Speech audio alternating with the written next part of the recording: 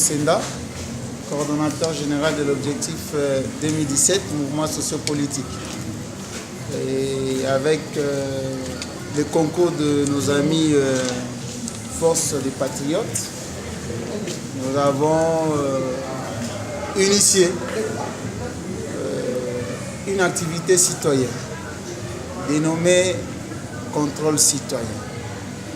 Nul n'est à rappeler qu'un citoyen, c'est celui qui s'intéresse de gré à ce qui est gestion de la cité. Voilà de cette façon-là que nous nous sommes dit que la République d'hier était trop bananière. Et avec la présence de... Voilà. Hein?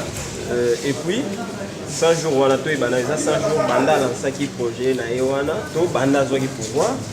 Et puis, nous voilà, merci pour la question. Et je profite de bande à comprendre. Chef de l'État parti le 24 janvier. Il est là, ici, 100 jours na pouvoir. Mais par rapport à lancement et action, il y a programme d'urgence. Nous avons déjà avoisiné presque 70 jours. Pour des hommes qui savent faire une bonne projection d'analyse. Et puis, une façon meilleure, il y a pour évaluer. À 70%, on a les éléments. On a des éléments pour dire est-ce que Moussa les autres tamboula bien, les autres tamboula bien. Voilà ce qui nous a poussé à nuancer son 100 jours en tant que président de la République et 100 jours en tant que président, n'a presque 70 jours en tant que l'accompagnateur premier. Il y a Otto Bengi, programme d'urgence. Au moins, une nuance est allée. En d'autres termes, ce est vraiment facile. Les lots de l'obéli presque 200 jours. 100 jours à l'Ibosso, il y a en tant que président de la République. Et 100 autres jours en tant que le garant, il y a 100 mesures d'urgence. Et cette nuance, vous verrez que nous sommes dans le bon. 70% déjà, ça nous permet d'évaluer ce que ça lit bien, tout ça dans le bon. Et nous projetons, parce que bientôt là, il y aura un gouvernement. Ce gouvernement-là prendra la relève. Il y a 100 jours, à cause de la relève, il y a 100 jours. Oh, il y a déjà, ils ont mis en exergue. Ils ont un programme qui est à part entière. Ils ont un quinquennat. Ils ont un 4 quinquennat. Maintenant, le gouvernement a besoin de programme Mubimba. Il y a un an. Nous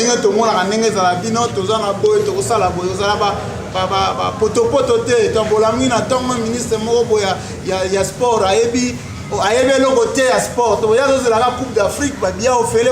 voilà.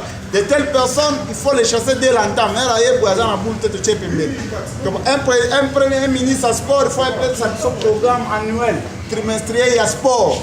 Sport na biso na état de l'état à niveau nini et tu lignes comme à niveau nini et puis tu bandela wapi. C'est pour vous dire que dans cette histoire il y a contrôle citoyen to quoi colandela même ba ministre ba DG ba nini to ba trimestre c'est tout le monde DG ozo kende bientôt au kende go yibito musala to zelo ça exact biso contrôle citoyen to même la justice parce que nous avons des avocats, nous avons une structure bien habilitée. Aussi to même la justice au long abisoté bref to c'est na ba longola na et puis tu développes bien. En d'autres termes, le président de la République a déjà un bateau pour que la République ait un voyou à l'hôpital.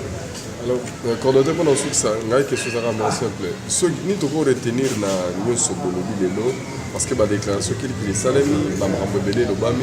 sur le contrôle citoyen, alors comme synthèse, simple dans la mission, à quoi retenir pour la journée? Non, synthèse est simple.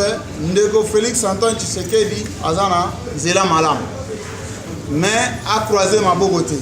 Parce que dans le contexte actuel, même 30% à Zangi Sibiso pour réaliser les mesures d'urgence, c'est belé. Normalement, il faut être à 95%.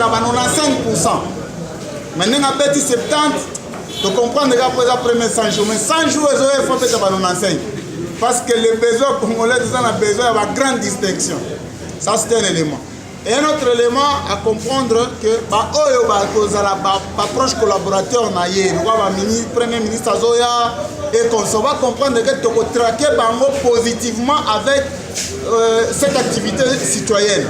Donc, on va nommer un ministre to quitter le ministre par passeport bango nde nazolata bango trop na quitter les messieurs yakanan programme na yo semestriel trimestriel ou soit annuel eza ndenge nini soki dans 2 semaines banomé au ministre koko pesa biso programme wana te tosenga démission ou soit benga incompétent tolukelo lisolo misi tokobetelo ça tomemi yo na bukanga Alonso okende osala biso bilan c'est pour dire aux gens que en dépit des organes judiciaires oyo toyebi biso bacitoyen toprendre masolo na maboko yango wana toza koéveille bandeko tout oyo baza na bacité soki par exemple avenir na bino bazobongisa yango faut koveille faut vraiment koveille tout d'abord na qualité ya chaussée bazosalela bino et puis bayiba mabende te bayiba ciment te bayiba nani te toi si tout le monde akosala bongo vous allez nous faciliter la tâche pour que prochainement dans 5 ans tobenga Congo quand même Congo émergent Congo ya bateau ba oser et puis ba poussani moi liboso